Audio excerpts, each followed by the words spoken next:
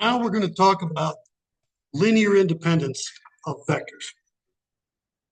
What we mean is if you're given a set of vectors, if you can express one of the vectors as a linear combination of the other vectors, then they are not linearly independent, they're dependent.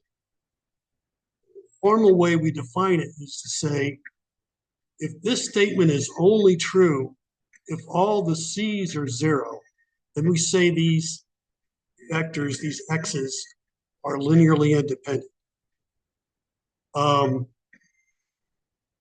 Let's think through that a little bit. Let's say C1 is not zero. So we can divide this whole thing by C1. And then we'll get this, where all these K's are just these C's divided by that C1 and a minus to put it on the right side, which says X1, in the case where this guy was not zero, is a linear combination of the others. So this is kind of the test, which is a little bit less intuitive. You want it to just say it means you can't express any vector as a linear combination of the other vectors. But this is the test, and we're going to be using this a lot. So you're going to be seeing this a lot. It's the fundamental definition of linear independence.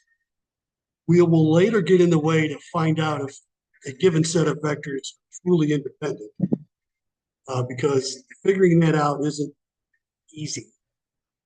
By the way,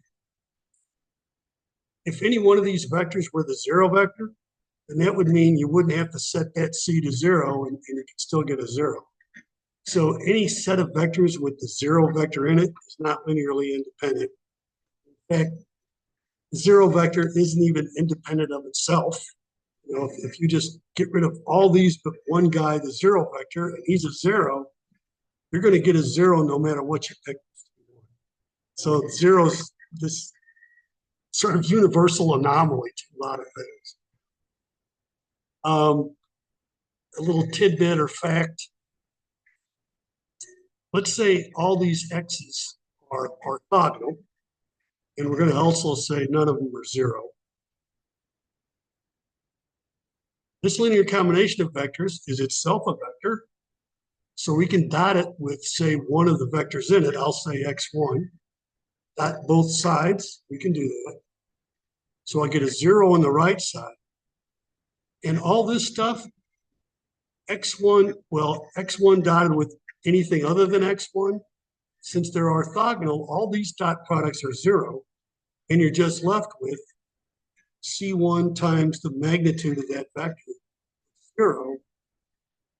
And the only way that can be zero is if c1 is zero, which means any set of non-zero orthogonal vectors is linearly independent. That might come up as a fact we'll need later. It's interesting to know regardless. How do you test if a set of vectors are linearly independent? Well, if it's only two vectors, they're linearly independent if they're not scalar multiples of each other. So that's usually easy to see just by looking at it. You can just see that they're scalar multiples of each other, they're not linearly independent. And if they're not scalar multiples of each other, then they are linearly independent. Once you get to three vectors or more, we're going to have to do some other stuff, and we're going to save that for later when we get into matrices. Okay, that's a quick thing on linear independence. The next subject is vector spaces. On them.